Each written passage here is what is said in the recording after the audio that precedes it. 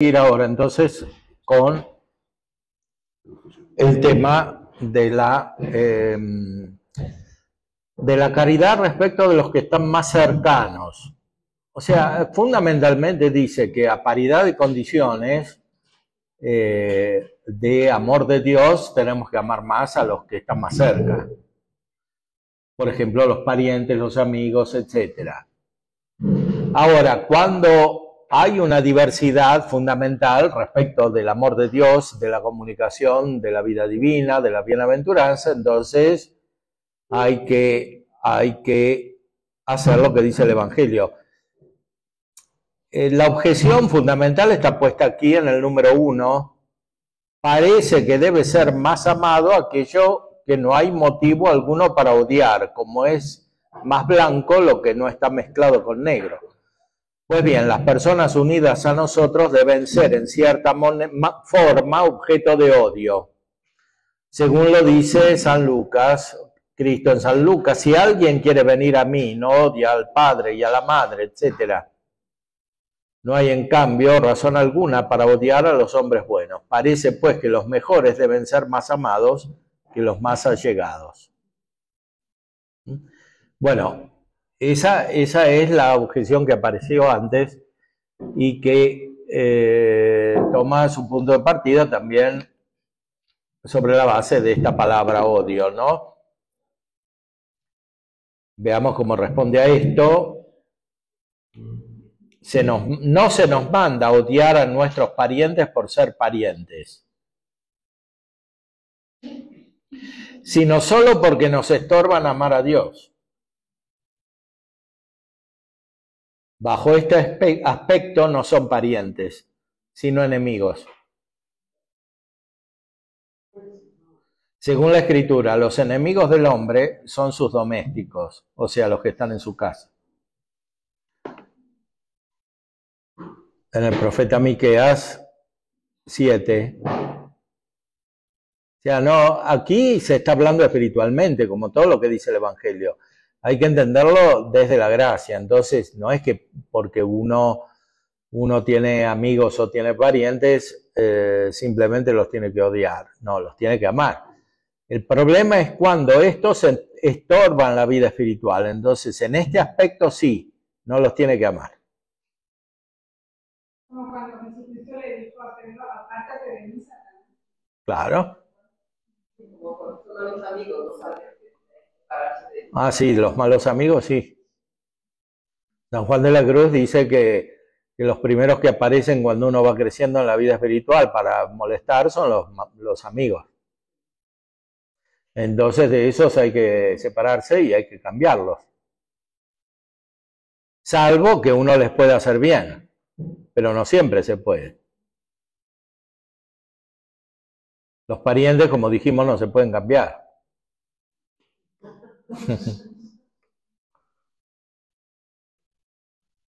Veamos entonces, ¿debemos amar más a los que están más unidos a nosotros? Como dice en la carta a Timoteo, si alguno no mira por los suyos, sobre todo por los de su casa, ha renegado de la fe y es peor que un infiel. Ahora bien, el afecto interno de la caridad debe corresponder al externo. En consecuencia, se debe tener más caridad con los más allegados que con los mejores. Pero aquí está hablando de los más allegados en cuanto que tienen la caridad, ¿no?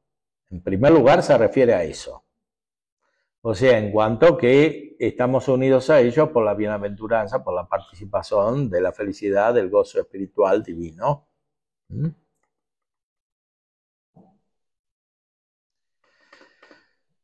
En el orden de la caridad, el objeto de amor caritativo es Dios. El hombre, empero, es el sujeto que ama. De ahí se infiere que desde el punto de vista de la especificación del acto, la diferencia que hay que poner en el amor al prójimo amado debe buscarse en relación a Dios, de suerte que por caridad queramos mayor bien a quien se encuentra más cerca de Dios.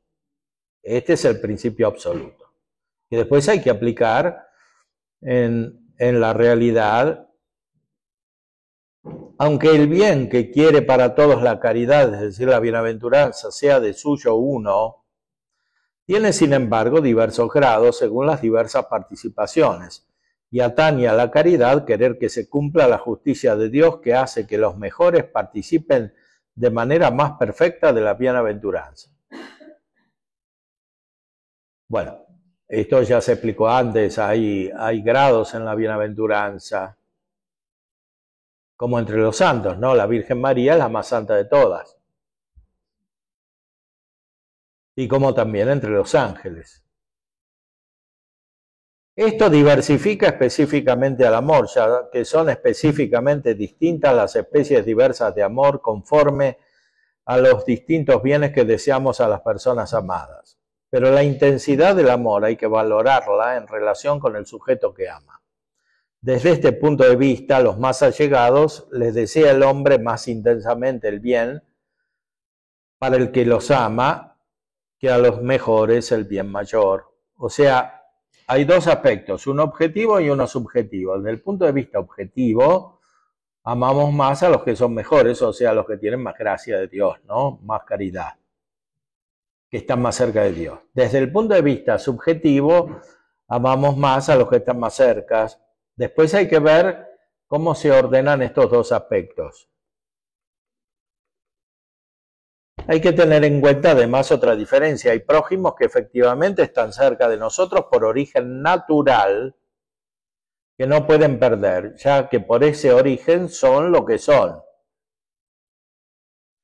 La bondad de la virtud, en cambio, por la que algunos se acercan a Dios, puede adquirirse y puede desaparecer, aumentar y disminuir, como se infiere de lo que se dijo.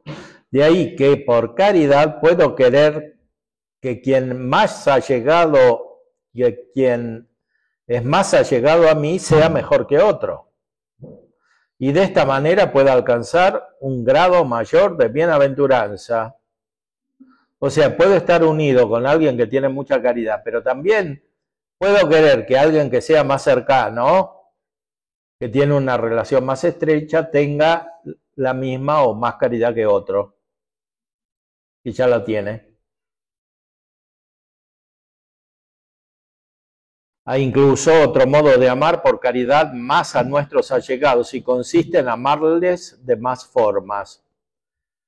Con quienes no lo son no tenemos más amistad que la de la caridad. Con nuestros allegados, en cambio, tenemos otras amistades en función de la distinta unión que tengan con nosotros. Dado pues que el bien sobre el que se funda cualquier amistad honesta está ordenado como a su fin al bien sobre el que se funda la caridad, se sigue de ello que la caridad impera el acto de cualquier otra amistad, como el arte, cuyo objeto es el fin, impera los actos de lo que conduce a él. En consecuencia, amar a uno porque es consanguíneo o allegado o conciudadano por cualquier otro motivo lícito, ordenable al fin de la caridad, puede ser imperado por esta virtud. De esta suerte, por la caridad, tanto por la actividad propia como por los actos que impera, amamos de muchas maneras a los más allegados a nosotros. O sea, la caridad es muy grande, entonces entran muchos tipos de amor dentro de la misma caridad. Y por algunos motivos podemos amar más a los mejores, o sea, a los más santos, a los que están más cerca de Dios. Y por otros motivos podemos amar a los que están más cerca de nosotros, pero siempre sobre la misma base, es decir, la de la caridad. O porque ya tienen la caridad y son cercanos a nosotros, o porque no la tienen, pero queremos que la tengan. Pero siempre el motivo es la caridad. Entonces, lo interesante de este artículo es que Santo Tomás muestra cómo la caridad no es un amor desencarnado, es amor espiritual, esencialmente, principalmente, pero repercute sobre los otros niveles de la afectividad. Entonces se envuelve toda la vida humana. Por supuesto que tiene que haber un orden en la caridad, justamente es lo que está tratando en toda esta cuestión. Ese orden de la caridad no solo se refiere a situaciones muy cercanas como la familia, porque Eso es relativamente más fácil de conocer. Es más difícil cuando se trata del bien común de toda la iglesia. Porque en el conjunto de la iglesia puede haber desorden espiritual. Por eso tiene que haber cabezas espirituales, que son los que participan del ministerio de Cristo como sacerdotes, son cabeza. Cabeza no porque tienen la autoridad de los políticos en el orden temporal, sino porque ordenan el amor. O sea, ponen a cada uno en su lugar, que es un lugar espiritual. Porque cuando no hay orden de la caridad, cada uno empieza a amar de manera desordenada y lo que parece caridad termina no siendo caridad. Y después se engendran odios y divisiones. Ya pasa eso en la familia, pero es un ambiente más restringido. Pero cuando se trata de un ambiente mucho más amplio, como es la comunidad, las comunidades y toda la iglesia, eso es mucho más difícil. Es mucho más difícil de lograr.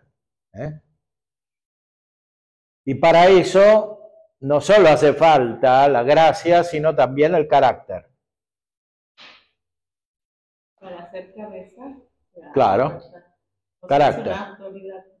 Es una autoridad que no es solamente interna, sino externa. Porque la vida humana no consiste solo en vida espiritual, es también una vida exterior. O sea, es una vida en la cual hay aspectos externos, como se ve aquí, ¿no? Porque algunos son más cercanos porque son los hijos o los padres o los hermanos o los amigos o los que están en la misma ciudad o en el mismo país, ¿no? Hay muchos factores naturales. Porque la gracia no cancela el orden natural, lo perfecciona. Por eso hace falta una autoridad espiritual que no sea solamente espiritual, sino que tenga elementos externos. Por eso el orden sagrado es un sacramento, es un signo sensible, no es solamente la gracia. Todos los sacramentos son signos sensibles, también la Eucaristía. Signos sensibles. Lo principal siempre es la gracia. Pero como la vida humana tiene elementos externos, materiales, incluso afectivos, pasionales,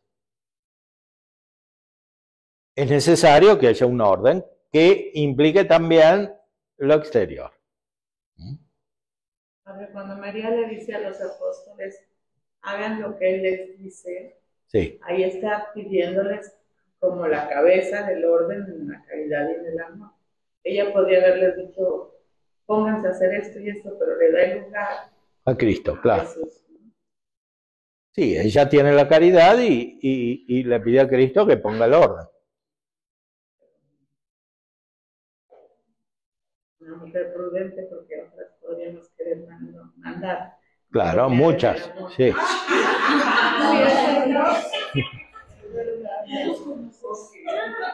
Lo reconocen. Claro, como la mujer es más imaginativa en muchas cosas, se cree que puede mandar fácilmente. Sí, yo puedo mandar. No me la puesto por los entonces esto y esto, porque soy la mamá de Jesús, ¿por qué no? Pero no, es que ella le dice hagan lo que les dice. El orden del amor. Siempre hay que recordar que la caridad es sobrenatural, no solo es espiritual, sino que es propiamente divina.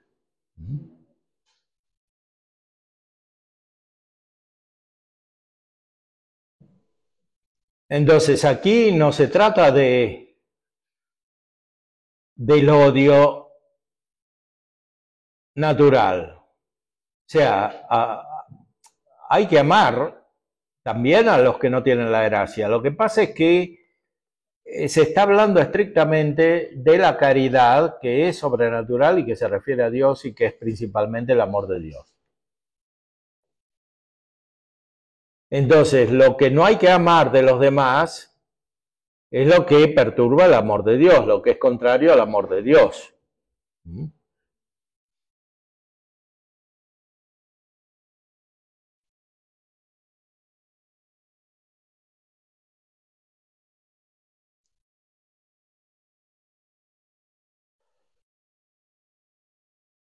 ¿Ha de ser más amado quien está a nosotros unido por el origen carnal? Bueno, Santo Tomás dice que sí. Siempre suponiendo lo que explicó antes. Bueno, están los mandamientos, ¿no? Que se refieren a los padres. El cuarto mandamiento. Nuestros allegados deben ser más amados por caridad, tanto por ser más intensamente amados como por serlo por muchos motivos. Ahora bien, la intensidad del amor procede de la unión entre el amado y quien lo ama. Por eso el amor a personas diversas debe apreciarse en función de los motivos diferentes de unión, o sea, que se ame más a uno que a otro a tenor de lo que afecta a la unión que motiva el amor. Además, se debe comparar un amor con otro, contejando los motivos de unión en que se funda. Según esto, hay que decir que la amistad entre consanguíneos se estriba en la comunidad de origen natural. La amistad de los conciudadanos, en cambio, estriba en la comunicación civil, y la amistad de los compañeros de armas en lo bélico. Por eso, en lo tocante a la naturaleza, debemos amar más a los familiares. En lo referente a la convivencia civil, más a los conciudadanos, o sea, los del propio país, por ejemplo. Y más a los compañeros de armas cuando se trata de asuntos bélicos, o sea, que hay una amistad entre los militares. Por eso, escribe el filósofo en la Ética, a cada uno hay que concederle lo propio y congruente. Y esta parece ser también la práctica general. En las bodas se invita a la familia, al igual que el primer deber hacia los padres será proveerles de alimento y honrarlos. Lo mismo en lo demás. Por eso, si comparamos unión con unión, es evidente que la unión basada en el origen natural tiene prioridad y es igualmente la más estable, ya que se da en lo que corresponde a la sustancia de nuestro ser, mientras que los otros vínculos sobrevienen y pueden desaparecer. Por eso es más estable la amistad entre consanguíneos. No obstante, pueden ser fuertes otras amistades en lo que es propio de cada una. Bueno, aquí se refiere directamente a los bienes naturales. Hay una amistad natural que es propia de cualquier sociedad. O sea, la vida humana no puede constituirse sin amistad, aunque no haya gracia.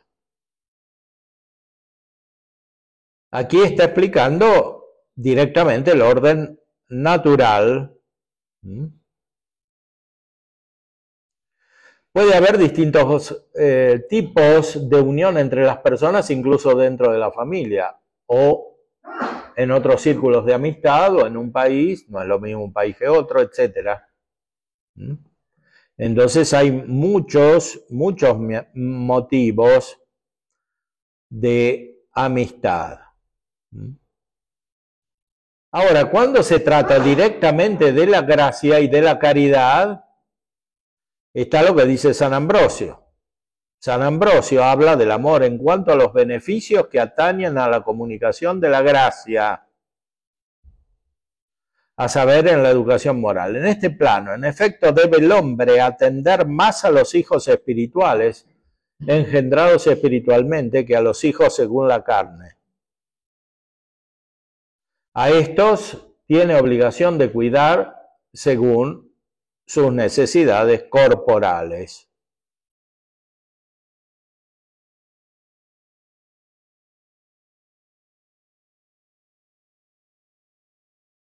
Eso se refiere que a un ahijado le debo más responsabilidad que a un hijo. Bueno, si está unido espiritualmente, sí. Amor de caridad, o sea, está hablando estrictamente, pero Por otros motivos puede ser más unido el hijo que el ahijado. Por ejemplo, porque uno no lo ve nunca. Hay mucha responsabilidad. Más que responsabilidad es propiamente amor, ¿no? Porque la función del padrino es respecto de la educación en la fe, pero aquí se está hablando propiamente de la unión de amistad, que es la caridad, ¿no?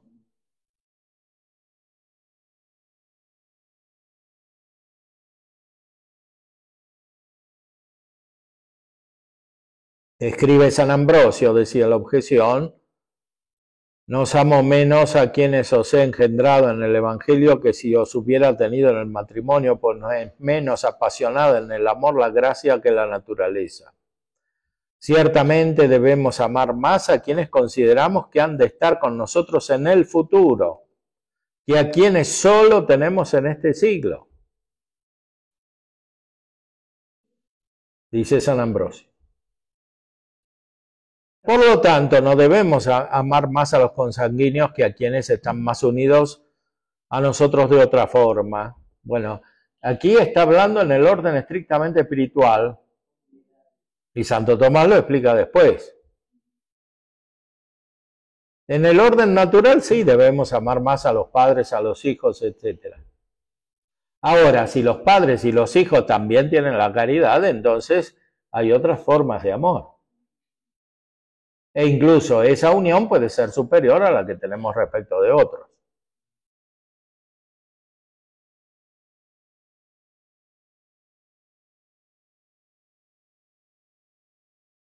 ¿Debe amar el hombre con caridad más al hijo que al padre?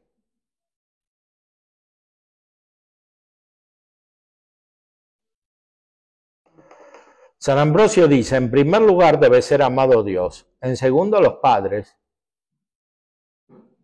y después los hijos, y por último los domésticos, o sea, los que están en la clase. En esa época había esclavos y otros.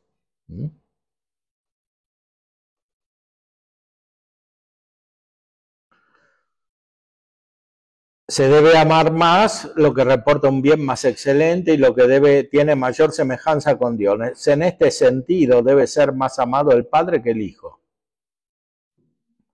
ya que al Padre lo amamos como principio y el principio representa un bien superior y más semejante a Dios.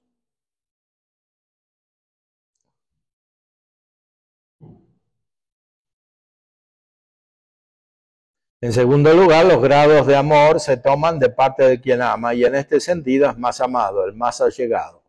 Según esto, el Hijo debe ser más amado que el Padre, como afirma el filósofo. En primer lugar, porque los padres aman a sus hijos como una prolongación de sí mismos. El padre, en cambio, no es algo del hijo. Por eso el amor con que el padre ama a su hijo es bastante parecido al amor con que se ama a sí mismo. En cambio, el amor con que amamos a los padres es más parecido al amor con que amamos a Dios, que es superior.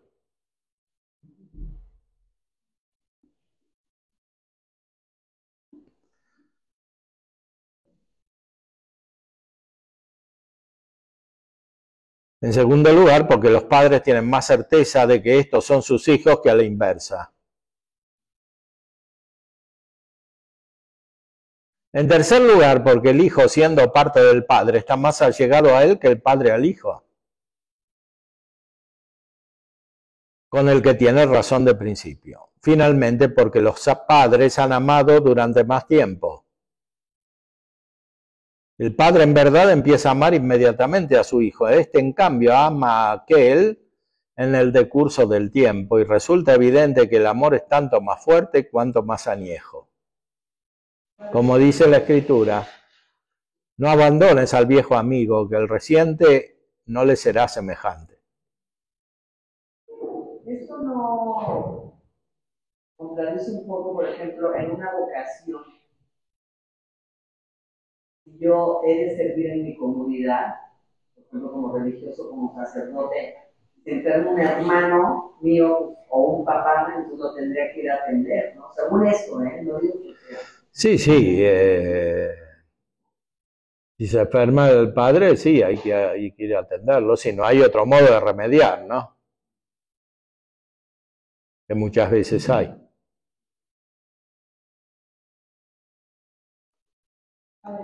Sí. No está la paz, la cercanía del padre que da la vida a Dios y la vida. Sí, hay una cercanía, pero... Claro, pero ahí dice él que es como amarse a sí mismo, porque el hijo es como algo del padre o de la madre. Es como su prolongación. En cambio, amar al padre o a la madre significa como amar a algo superior, a algo que viene antes. Porque están antes los padres que los hijos. Entonces, cuando amamos a los padres, honramos en ellos a nuestro principio, que representa a Dios. ¿Mm?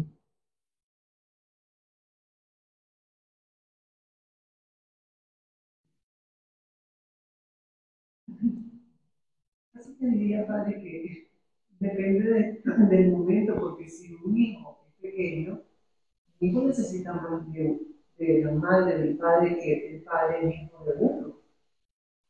Bueno, necesita, pero no quiere decir que el amor tenga que ser superior, sobre todo cuando es el amor espiritual, ¿no? El amor, porque el hijo, claro, tiene más necesidad material, tiene más necesidad de tiempo también,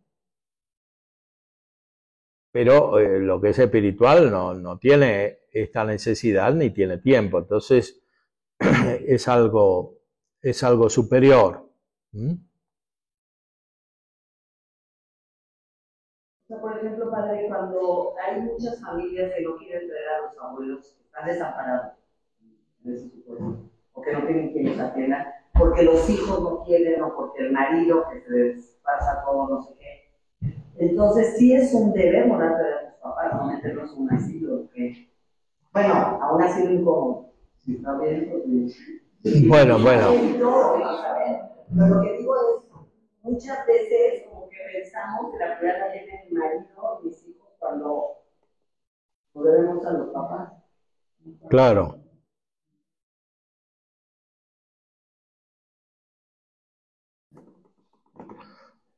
Sí, se trata siempre de un amor espiritual. Entonces depende en gran medida de las circunstancias. Porque hay gente que no puede tenerlos en su casa, ¿no? Y otros sí, y no los quieren tener, pero por... Claro. ¿Debe amar el hombre más a la esposa que al padre y a la madre? El sacramento.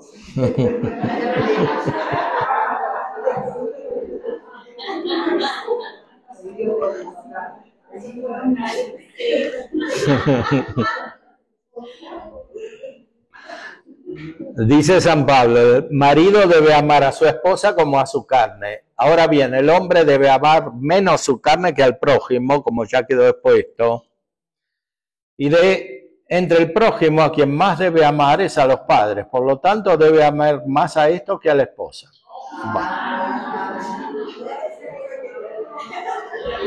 Parece, pero después lo explica. El grado de amor puede entenderse en doble sentido, por la naturaleza del bien y por la unión entre quien ama y la persona amada. Por la naturaleza del bien, objeto del amor, se debe amar a los padres antes que a la esposa, puesto que se ama a los padres en cuanto principio y personificación de un bien superior.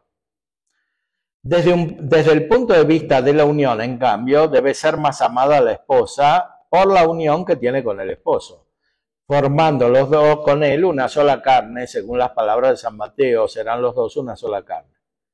Por eso la esposa es amada más intensamente, pero a los padres se les debe mayor respeto. Bueno, ¿cómo se puede ver aquí? La caridad desciende de muchas maneras, o sea, se realiza de muchas maneras, tiene muchos matices. Por eso hace falta conocer el orden de la caridad. Esto es algo general, pero después hay que aplicarlo. Entonces, hay que conocer el orden de la caridad, porque la caridad es muy rica, no anula nada de lo humano, sino que lo perfecciona. Y como en lo humano hay muchos aspectos, también hay muchos aspectos en la caridad.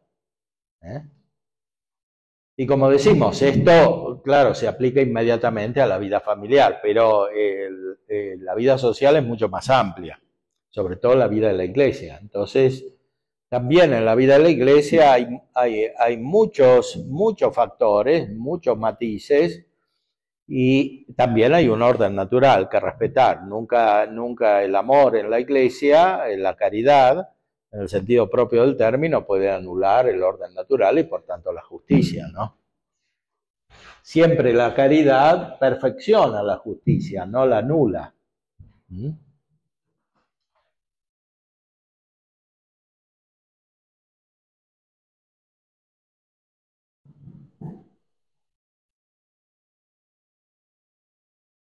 El hombre no deja del todo a su padre y a su madre por la esposa, ya que hay circunstancias en las que el hombre debe atender a su padre y a su madre antes que a la esposa. Más en lo que afecta a la unión conyugal y a la cohabitación, el hombre, dejados los padres, se une a su esposa.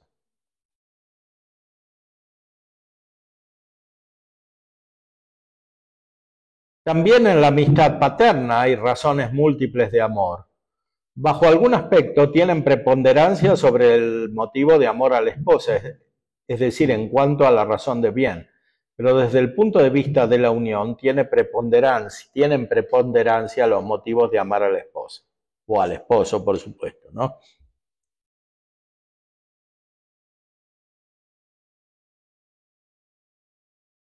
Y después lo aplica a otros casos más amplios, si hay que amar más al bienhechor que al beneficiado, cuando se ayuda a los demás, ¿no?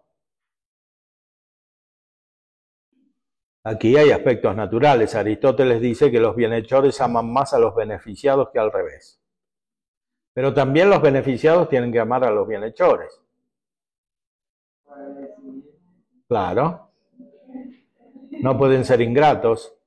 La ingratitud es un vicio muy destructivo de la sociedad, que está basada siempre sobre una amistad natural, que es una parte de la justicia, pero que es perfeccionada por la caridad. Cuando hay caridad no puede haber ingratitud. Y por tanto tampoco falta de respeto o reverencia.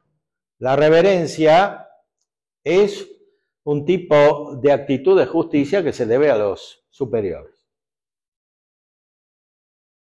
Por ejemplo, a los que saben más o a los que tienen autoridad. Entonces, cuando la sociedad pierde el sentido de la gratitud, pierde el sentido de la reverencia, se vuelve injusta, porque estas relaciones unen generalmente los hombres. Entonces, este tipo de actitudes, cuando son sociales, después terminan inficionando las actitudes dentro de comunidades más restringidas como la familia. Pero todo esto no se puede vivir perfectamente sin la caridad y por tanto sin la fe. Toda la vida social tiene que ser informada por la caridad. Porque toda la vida social se basa sobre un tipo de amistad. Hay muchos tipos de amistad que no son todavía la caridad. La caridad es la amistad perfecta, que es amistad con Dios, que perfecciona los otros tipos de amistad. Sea en la familia, sea en la sociedad.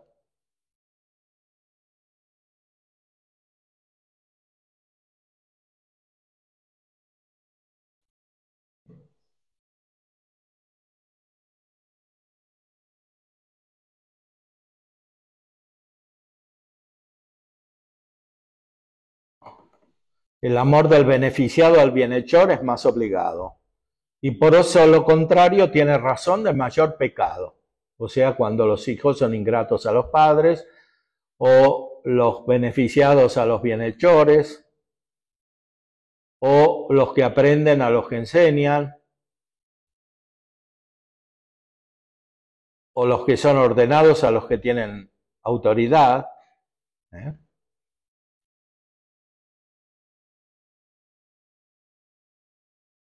Este orden de la caridad permanece en el cielo. Sí, no porque la caridad. No, pero de todas maneras de la caridad.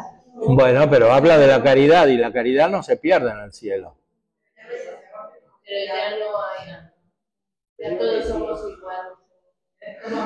Bueno, pero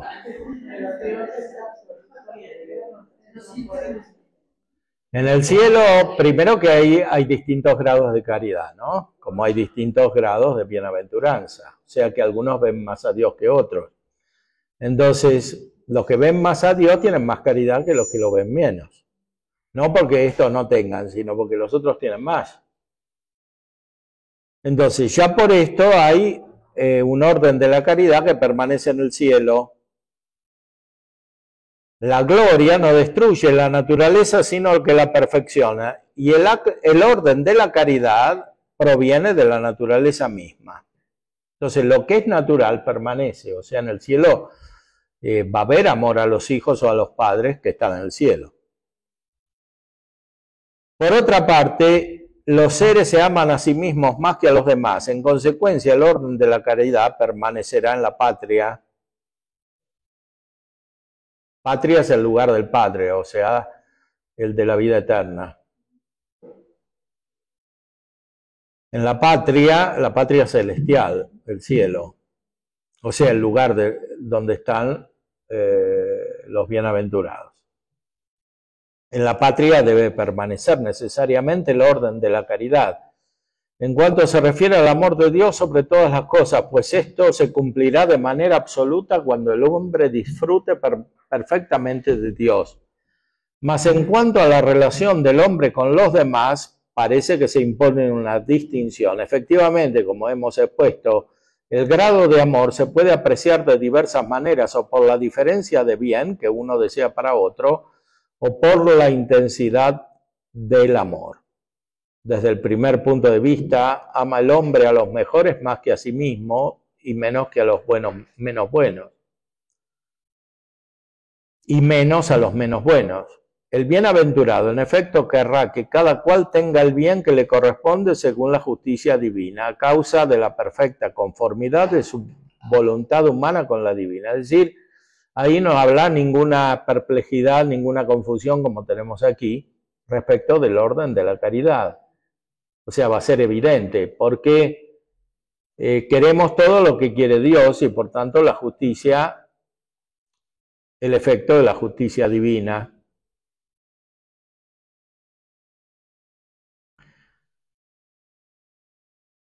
Entonces ya no habrá lugar para progresar por méritos hacia una recompensa mayor, como sucede en la condición de esta vida en la que el hombre puede aspirar a una virtud y a una recompensa mejores. En la patria, la voluntad de cada uno queda divinamente determinada. Desde este punto de vista, por el contrario, cada uno se amará más a sí mismo que al prójimo, dado que la intensidad del acto de amor radica en el sujeto que ama. Mas también para esto confiere a Dios a cada uno el don de la caridad, de suerte que primero oriente su mente hacia Dios, lo cual atañe al amor de sí mismo, y después quiera el orden de los demás respecto de Dios, y también que coopere a ello en cuanto pueda, porque los que están en el cielo cooperan al orden de la caridad de los que están en la tierra.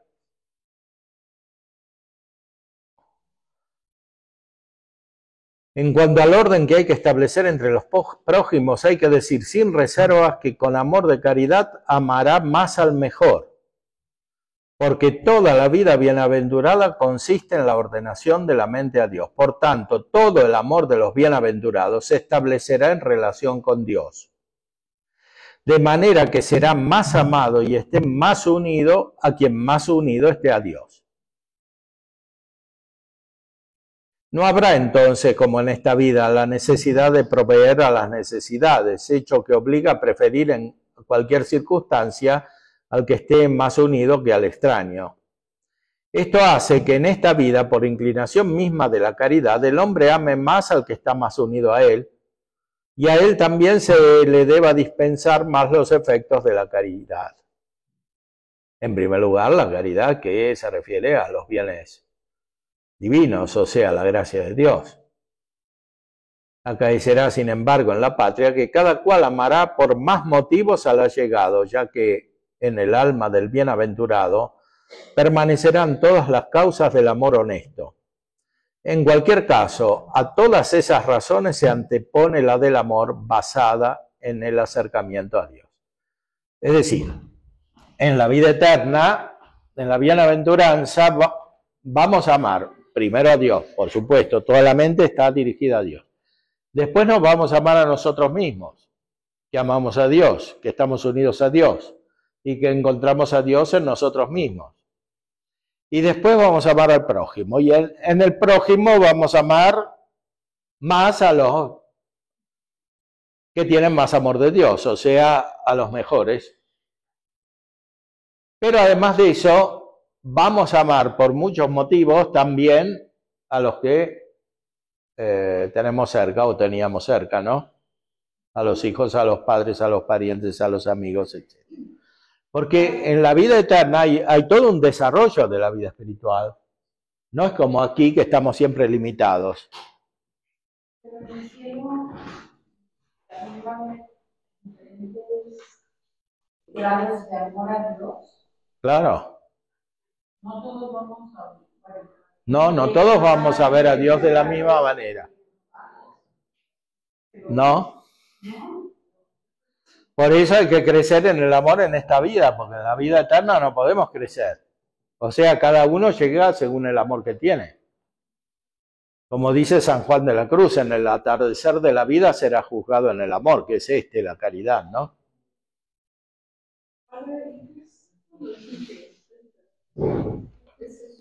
¿Perdón? Cuando dicen del tercer cielo. No, el tercer cielo quiere decir que San Pablo tuvo una contemplación muy elevada de Dios o la visión beatífica de Dios que no se puede tener aquí, ¿no? Porque los antiguos pensaban que había distintos cielos, ¿no? Pero no. O sea, todos vamos a llegar, como dicen, el orden de la caridad. El que más ama a Dios. Pero no hay el tercer cielo, el primer cielo, el segundo cielo. Bueno, por lo pronto hay dos cielos, al menos. O sea, este que vemos y el lugar donde están los santos. Es como una imagen de cómo explicar una experiencia mística. No, el cielo es material. Digo, el tercer cielo. El tercer cielo también, o sea, Cristo y la Virgen están en el cielo. Es un lugar organizado. Un lugar, Los sacerdotes van a... un estado, y depende de que se entienda por estado, pero si por estado se entiende un acto, el acto corresponde a la visión beatífica de Dios y el cielo corresponde al lugar donde están los que ven a Dios. Los sacerdotes tienen un lugar. Bueno, si son buenos, sí. Tienen un lugar especial. Bueno, también los mártires, los doctores, las vírgenes, muchos tienen lugares especiales. Por eso tienen aureolas.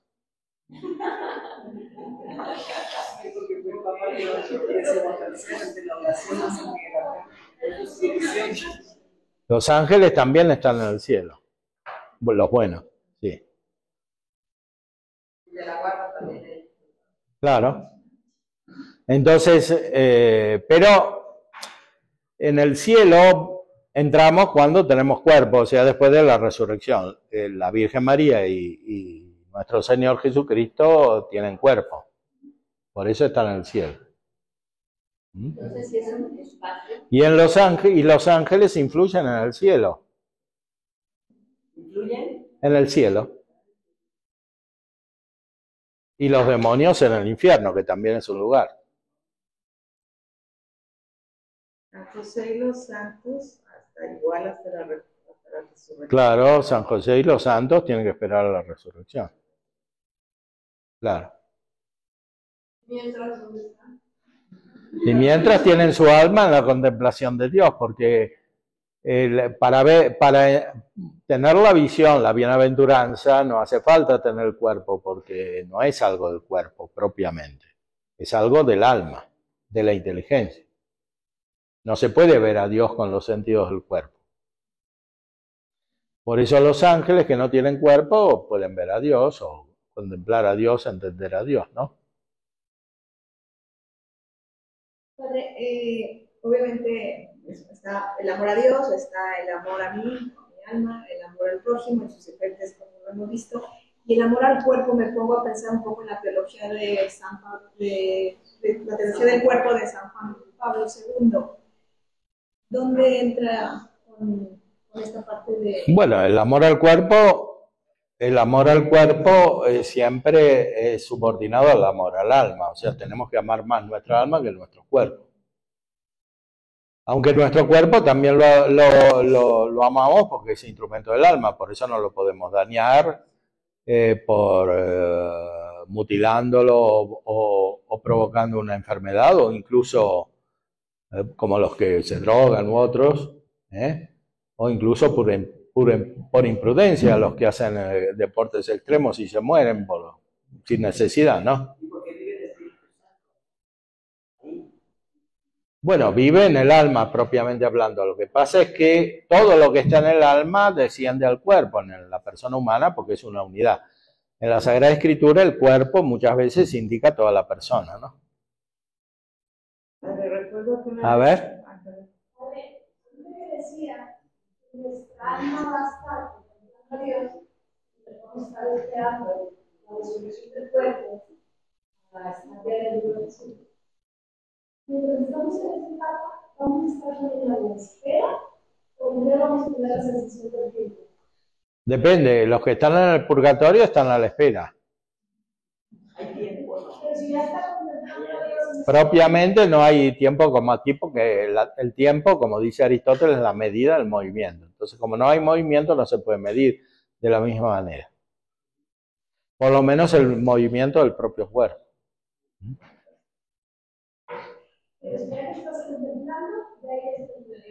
Y claro, en la visión beatífica no hay que esperar nada. Lo que secundariamente se puede esperar es la resurrección del cuerpo. Como nuestro Señor, antes de su pasión, tenía la visión beatífica de Dios, pero esperaba la resurrección del cuerpo, porque tenía que morir y después resucitar.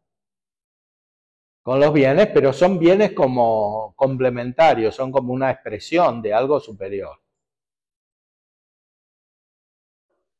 Sí.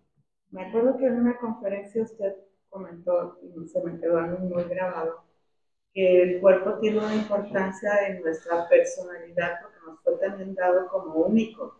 También claro. Es irrepetible como la personalidad, ¿no? Sí. Y en ese sentido es también un fundamento para la teología del cuerpo, o sea, tenemos que amarlo, respetarlo, porque sí, claro. Es único como nuestra personalidad.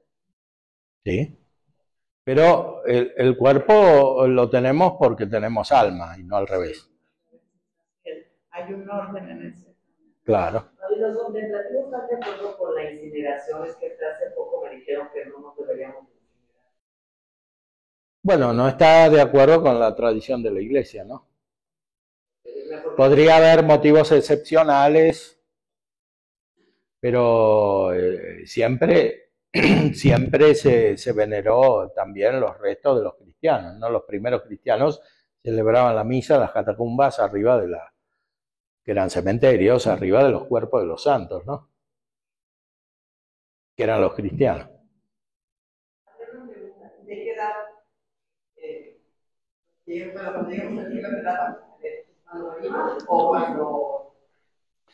Bueno, no vamos a tener ni la edad de aquí porque el cuerpo es el mismo, pero es perfecto. O sea, no tiene los defectos que tiene aquí. Claro. Entonces, como católicos, tenemos que Bueno, tiene más sentido cristiano porque refleja mejor la fe en la resurrección. Pero el catecismo no lo prohíbe, dice que es también posible. Mientras no sea un... Sí, si no hay un desprecio de la resurrección, y porque muchos lo hacen porque no creen en nada. Claro. Van a estar en una iglesia y van a dar por ti. Hay algún problema. Bueno, la iglesia lo acepta, además de todo porque se realiza así, ¿no? Pero es evidente que hay una veneración de las reliquias de los santos que es muy diferente de eso, ¿no? A veces los cuerpos de los santos desaparecen por razones accidentales, porque hubo terremotos o por cualquier motivo, o porque se quemó la iglesia o por lo que fuere. Pero propiamente nosotros, como tenemos a los santos por amigos, respetamos a los amigos, ¿no?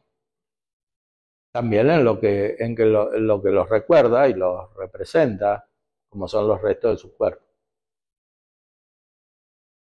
Eso respecto a las reliquias. Claro, siempre hubo reliquias, desde el principio de la vida de la iglesia, ¿no? En la Edad Media hasta se peleaban por las reliquias, ¿no? Que uno quería la cabeza, el otro quería el brazo, ¿no? No, Santa Teresa no. De preferencia, no. Claro. Es como los tatuajes, no es que diga que sea un pecado, pero es parte de la... Bueno, eso es más innecesario todavía, ¿no? ¿Cuál? Los tatuajes, los tatuajes tampoco dice que es un pecado en el catecismo, pero es no necesario. Bueno, no sé si tienen alguna otra pregunta. Yo tenía de las etapas de la caridad. Sí. Bueno, los incipientes, los proficientes y los perfectos, ¿no?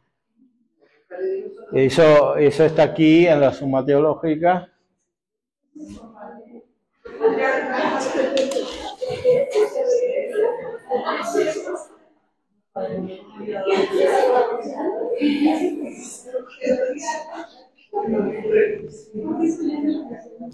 Está aquí.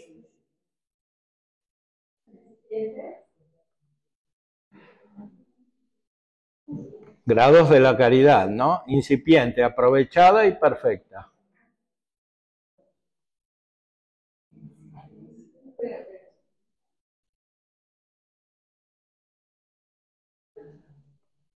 Bueno, les recomiendo mucho ese teólogo que es discípulo de Santo Tomás, porque era dominico, y también de San Juan de la Cruz, que es Garrigou Lagrange, que tiene un libro muy claro sobre las 3 edades de la vida interior. A ver si lo encontramos.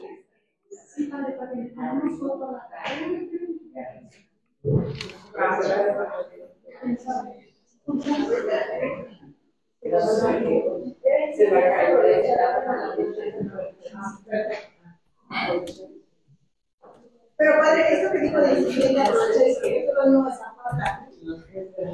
¿Cómo? No tiene ese carácter, no tiene nada que ver con lo de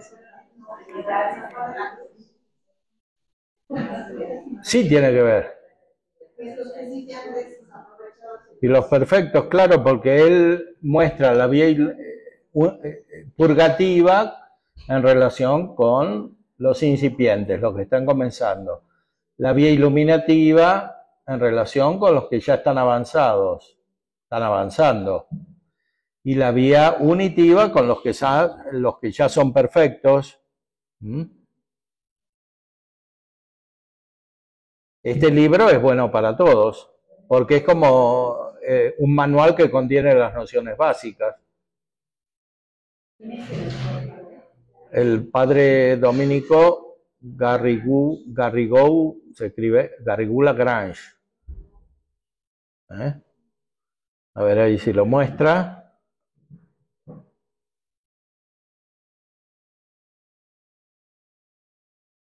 Este libro.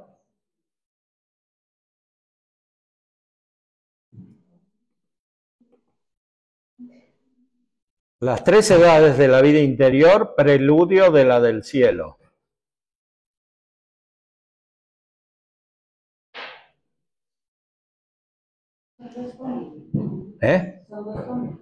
Sí, están en internet, pero también se consiguen.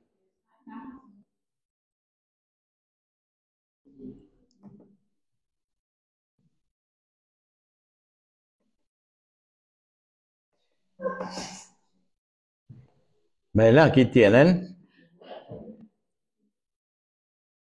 Primera parte, las fuentes de la vida interior y su fin. La vida de la gracia, vida eterna comenzada, la vida interior y la conversación íntima con Dios. El organismo espiritual, la Santísima Trinidad presente en nosotros. Influjo de Cristo Redentor, influencia de María Mediadora. Aumento de la vida de gracia por el mérito, la oración y los sacramentos. La perfección cristiana, su verdadera naturaleza, grandeza de la perfección cristiana y las bienaventuranzas, perfección y heroísmo. La plena perfección cristiana y la purificación pasiva, que es lo que explica San Juan de la Cruz en las noches oscuras. Perfección y precepto del amor divino, perfección y consejos evangélicos, son todos los temas que fuimos explicando aquí. Obligación especial que el sacerdote y el religioso tienen de tender a la perfección. Las tres edades de la vida espiritual según los padres y los principales autores de espiritualidad. Lectura espiritual de la Escritura y de las obras y vidas de los santos. Y por último, la dirección espiritual. Esta es la primera parte. Después, la purificación del alma en los principiantes, etcétera, es muy articulada. La vía iluminativa de los adelantados.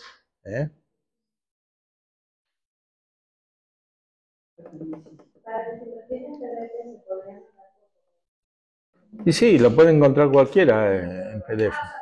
Esto lo estoy viendo. Hay un sitio de un padre dominico que se llama tradicio.org y ahí están estos libros, también el de Arintero que cité. Traditio, este.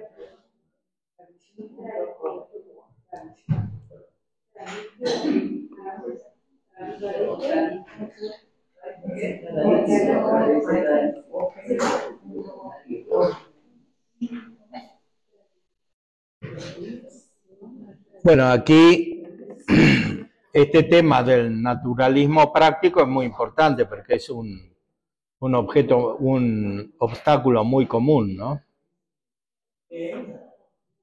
El naturalismo, o sea, seguir siempre la naturaleza y no la gracia, no el evangelio.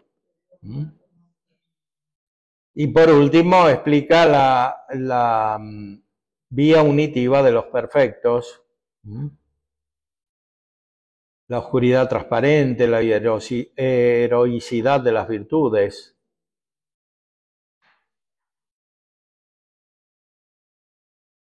Formas y grados de la vía unitiva y por último las gracias extraordinarias. 1261.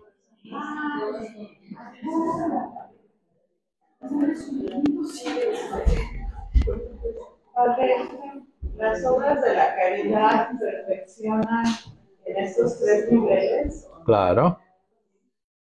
Bueno, es más bien que uno, porque tiene la caridad en estos tres niveles, hace determinadas obras que son cada vez más perfectas.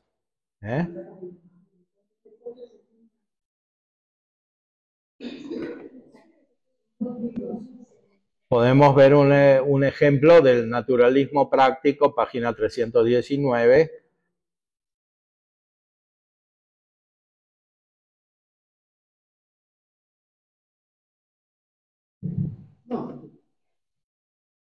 A ver si se ve.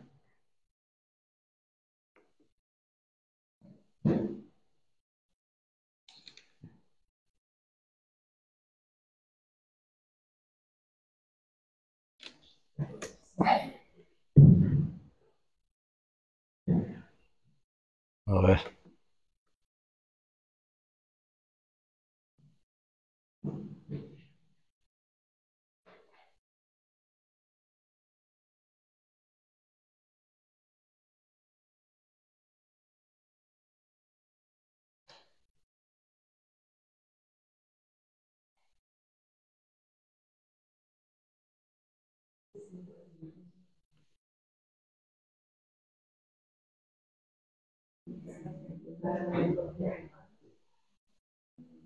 A ver.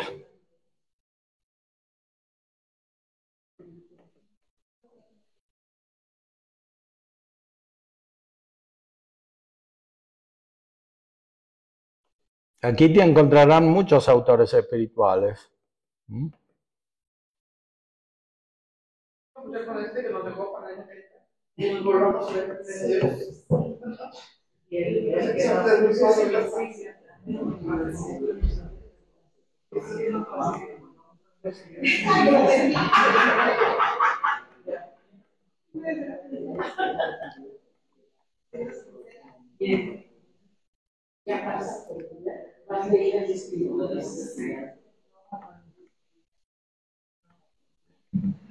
Sí, para tener una buena vida espiritual hay que leer.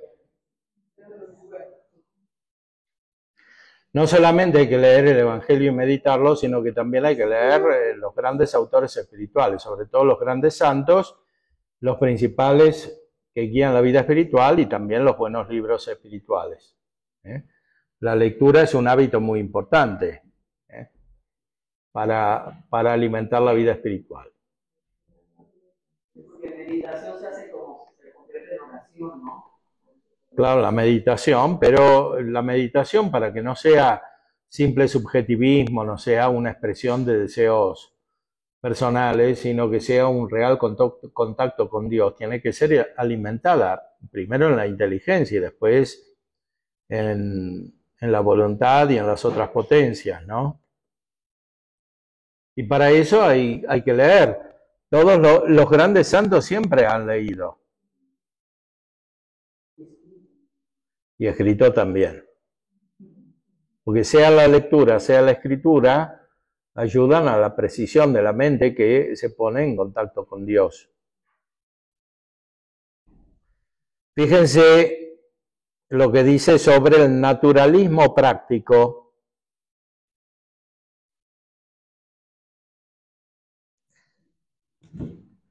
Después de haber expuesto una idea general de la edad espiritual de los principiantes, vamos a tratar de la principal tarea que han de realizar para no recaer en el pecado. Para conseguirlo, preciso es forjarse una justa idea del desorden que supone el pecado en sus diversas formas, de sus raíces y de sus consecuencias, etc. El naturalismo práctico, que es la negación del espíritu de fe en la conducta de la vida, continuamente tiende a renacer en formas más o menos acentuadas, como hace muy pocos años pudo verse en el americanismo y el modernismo. El americanismo es una especie de herejía que había en Estados Unidos y que ahora hay en toda América y en todo el mundo, que es poner la eficiencia, la práctica, por encima de todo. Entonces, que valen más, decían los americanistas, las virtudes activas que las pasivas. O sea, que vale más la acción que la contemplación.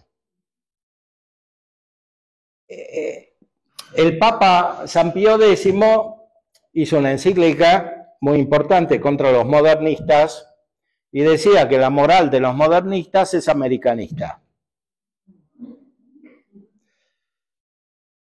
Ese americanismo ahora está en todos lados, en América del Norte y en América del Sur, y del centro, y en México también, que es del norte. Bueno, todos tienen su forma de americanismo y ahora ha invadido Europa también y otros lugares. Entonces, el americanismo es una forma de naturalismo y el modernismo también.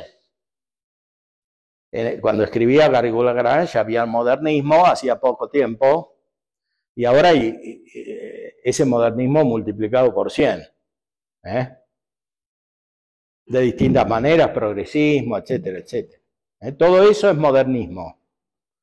Modernismo quiere decir una concepción de la vida cristiana, de las verdades de fe y de la vida espiritual basada fundamentalmente sobre los principios prevalecientes de la filosofía moderna, que nació en contraposición a la actitud más contemplativa, más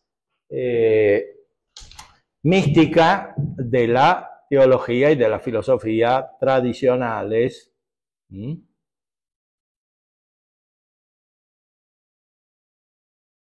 El libro de Persona y Acción del Papa Juan Pablo II trata de hacer esta parte de la unión entre principios y el sí llevar a cabo esa acción como que perfecciona.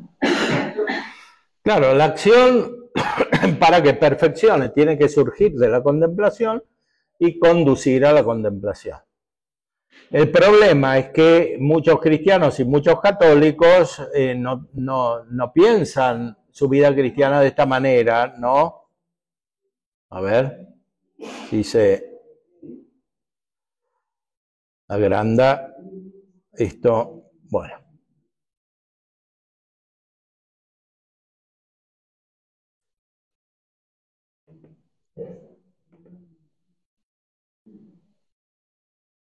El naturalismo práctico, que es la negación del espíritu de fe en la conducta de la vida, continuamente tiende a renacer en formas más o menos acentuadas. O sea que uno concibe la vida no desde la fe, sino que la fe la ejercita en algunos momentos, por ejemplo cuando va a misa o cuando se reúne con otros, pero no todos los días y en todas las acciones.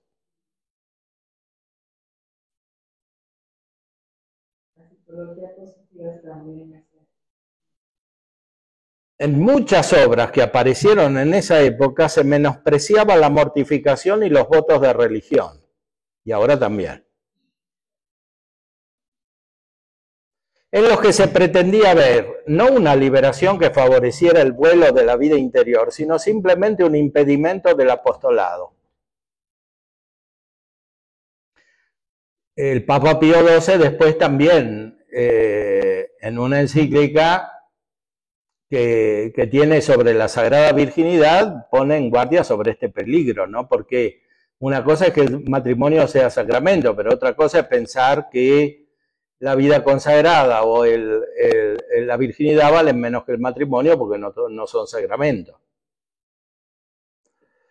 Se nos decía, ¿por qué hablar tanto de mortificación siendo el cristianismo una doctrina de vida, de renunciamiento si el cristianismo debe asimilarse toda actividad humana en vez de destruirla, de obediencia si el cristianismo es una doctrina de libertad? Estas virtudes pasivas, continuaban, no tienen mayor importancia sino para los espíritus negativos, incapaces de emprender cosa alguna y sin otra fortaleza que la de la inercia. Bueno, esto decían los americanistas y los modernistas.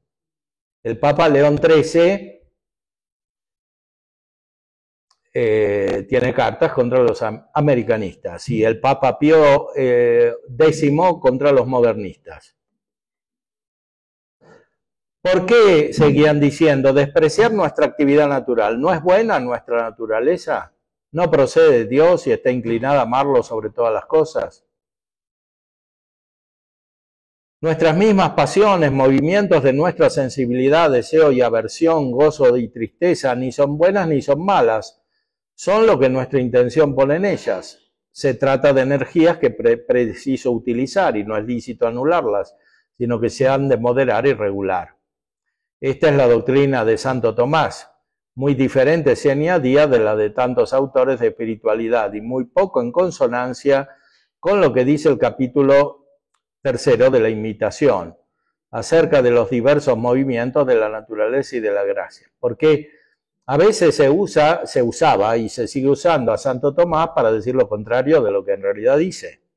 Entonces, se tergiversa su doctrina, porque como él es un gran filósofo, parece que aprecia mucho la naturaleza y de hecho la aprecia, pero como hemos ya visto, es muy realista, entonces entiende que la naturaleza no solo está dañada, sino que está corrompida cuando no tiene la gracia. Por eso no es suficiente referirse a Santo Tomás en filosofía o incluso en psicología, si se toman solamente los principios filosóficos. Hay que referirse a Santo Tomás entero, o sea, a la teología, que viene de la Sagrada Escritura, de los padres de la Iglesia, de la tradición, de la liturgia.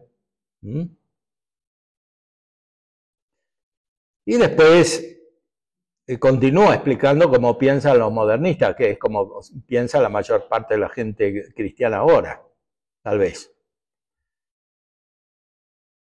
En esta objeción formulada por el americanismo y repetida por el modernismo, la verdad viene hábilmente mezclada con la mentira y el error.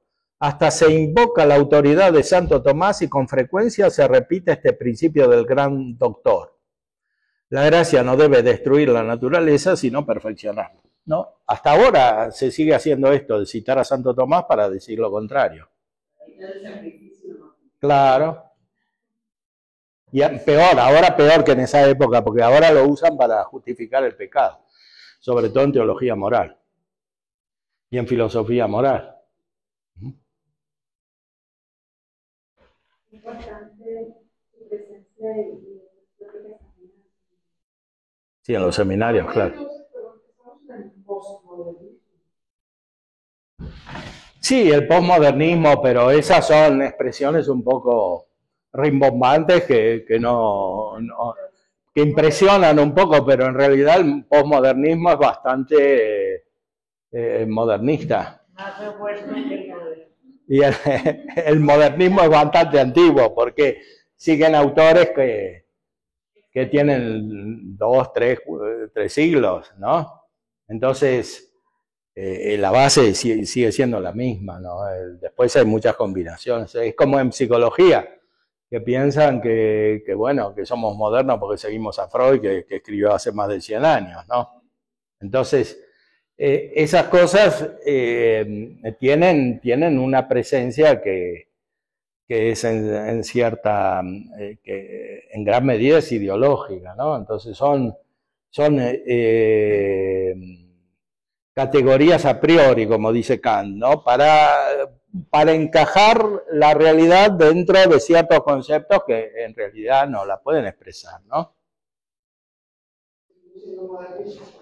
Bueno, la tendencia ahorita. No, seguimos siendo realistas por naturaleza. Lo que pasa es que la cultura se tiende a alejarse de la realidad, ¿no? La filosofía, la psicología y también la teología, ¿no? O sea, el modernismo es justamente eso, es una actitud metafísica. El Papa San Pío X en un decreto que hizo sobre el estudio de Santo Tomás dijo que cuando los alumnos no estudien más a Santo Tomás ni siquiera van a entender lo que están estudiando. Por ejemplo, sobre los dogmas de la fe o sobre la moral.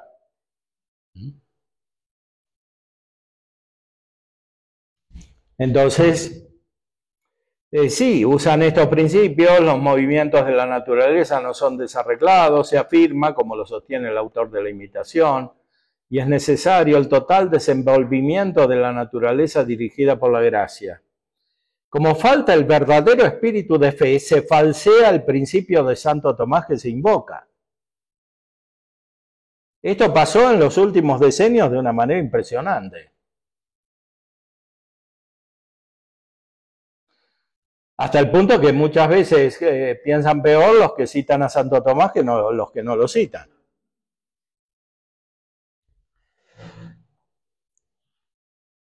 Habla de la naturaleza como tal, en el sentido filosófico de la palabra, de la naturaleza en lo que tiene de esencial y bueno, que es obra de Dios, y no de la naturaleza caída y herida, tal como está de hecho como consecuencia del pecado original. Cuando él habla como filósofo, habla de cómo es la naturaleza humana en sí, pero después hay que ver cómo está realizada en los hombres pecadores, ¿no? Y eso también lo ve él. Por eso dice que hace falta la gracia para obrar bien.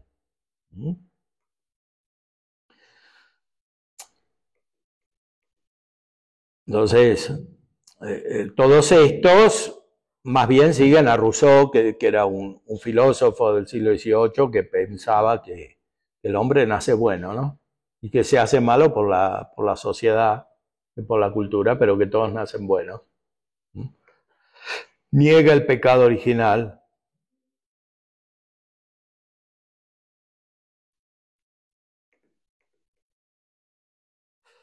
La nueva doctrina, en todas sus consecuencias, dejaba entrever su principio y fundamento, el naturalismo práctico, no el espíritu de Dios, sino el de la naturaleza, que es la naturaleza caída. Negación de lo sobrenatural, si no teórica, al menos en la conducta de la vida. Esta negación ha sido a veces formulada así en la época del modernismo. La mortificación no es esencial al cristianismo, pero ¿qué otra cosa es la mortificación sino la penitencia? ¿Y no es esta necesaria al cristiano? Dicho de otra manera, es pensar que uno puede llegar a la perfección espiritual sin ninguna noche oscura, como la que explica San Juan de la Cruz, ¿no? Es pensar que ya estamos bien, no tenemos defectos fundamentales, que basta con ir al psicólogo y entonces nuestra naturaleza se arregla, ¿no? Eso es naturalismo práctico. Y no es esta necesaria al cristiano. ¿Cómo hubiera podido entonces escribir San Pablo? Traemos siempre en nuestro cuerpo por todas partes la mortificación de Jesús, a fin de que la vida de Jesús se manifieste también en nuestros cuerpos. Bueno, también es naturalista la actitud de algunos pseudomísticos que siempre hubo, incluso después de San Juan de la Cruz. Y aquí cita algunos. Bajo otra nueva capa, el naturalismo práctico hizo su aparición entre los quietistas en la época de Molinos, en el siglo XVII. Fue un naturalismo, no de la acción, como el americanismo, sino de la inacción. O sea, hay gente que, como diría Santa Teresa, está embobada. Está embobada, está quieta, no hace nada, y parece que con eso ya es contemplativa y perfecta.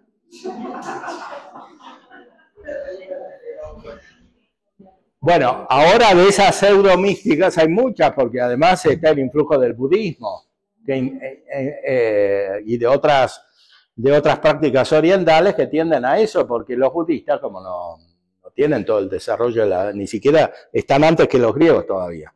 No llegaron ni a los presocráticos, ni a Platón, ni a Aristóteles, ni a Sócrates. Entonces, para ellos, sí, no saben bien qué es la naturaleza, no la conocen, no descubrieron la esencia, ¿no? Como los griegos, ni la esencia humana. Entonces, no distinguen bien entre el ser y la nada. Entonces, todo lo que molesta hay que eliminarlo y uno está ahí tranquilo y parece que, bueno, ese tipo de actitudes pseudomísticas siempre han aparecido, y ahora más que antes. Porque en el siglo XVII la teología que había era excelente y además se conocía bien la filosofía, pero ahora no. Entonces hay menos defensas contra este tipo de naturalismo y de pseudomística que se manifiesta en mil tipos de espiritualidades desordenadas e irracionales, ¿no? Cuando no hay una razón consistente, no hay verdadera vida espiritual.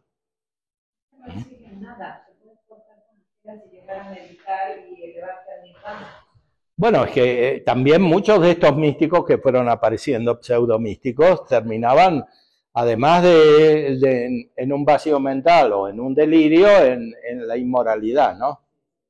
Porque como se creen perfectos, después piensan que pueden hacer cualquier cosa. Sí. Bueno.